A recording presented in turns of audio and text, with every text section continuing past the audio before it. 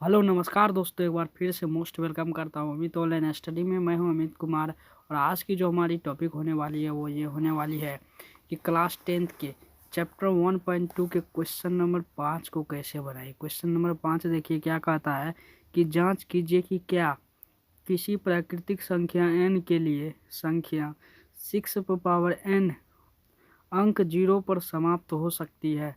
इस प्रश्न को हम बहुत ही आसानी तरीके से सॉल्व करेंगे। इसके लिए हम पहले कुछ बेसिक समझ लेते हैं। बेसिक समझने के लिए देखिए कि कोई भी संख्या 0 पर तब ही समाप्त होती है, ठीक है, जब उसका हम अभाज्य गुणनखंड करते हैं तो वो 2n इंटू 5m के रूप में आता है, ठीक है।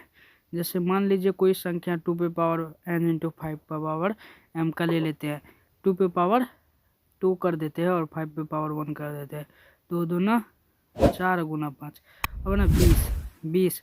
अब देखिए 20 का अगर हम अभाज्य गुणनखंड करते हैं तो ये निकलता है 2 और गुना 5 1, तब ही ये 0 पर समाप्त होता है, ठीक है। अब कोई ऐसा संख्या ले लेते हैं, मान लीजिए 17 का अभाज्य गुणनखंड कर देते हैं हम। 17 का अभाज्य गुणनखंड हो ही नहीं रहा है, 17 का अभाज्य गुणनखंड हो ही नहीं रहा है, तब हो ही नहीं रहा है तो ये 0 पर समाप्त नहीं होगा।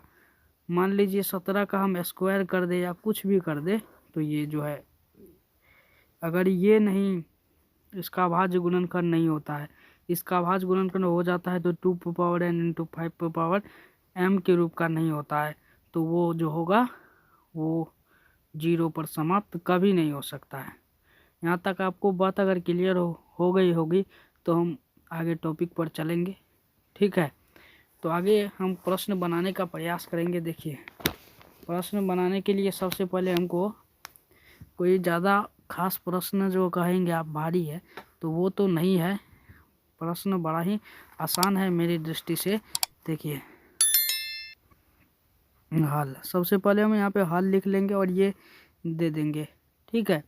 अब देखिए 6n बराबर, हम तो ये भी लिख सकते हैं ना, 2 गुना में 3, ठीक है, 2 गुना में 3 और इसके पावर में n, ये लिख सकते हैं क्योंकि 6 का अभाज्य गुणनखंड 2 गुना 3 है। अब देखिए तो 2 गुना 3 है तो इसको हम ये भी लिख सकते हैं 2 पावर n गुना 5 n लिख सकते हैं, ठीक है। अब देखिए यहाँ पर लिखना है हमको, चूँकि 6n के अभाज्य गुणनखंड का रूप 2 इंटू 5n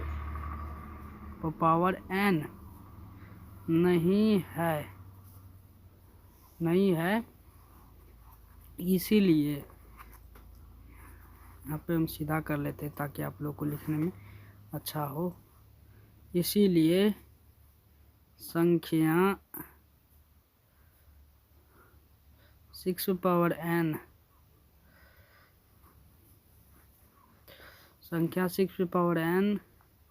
अंक 0 पर समाप्त नहीं होगा, ठीक है।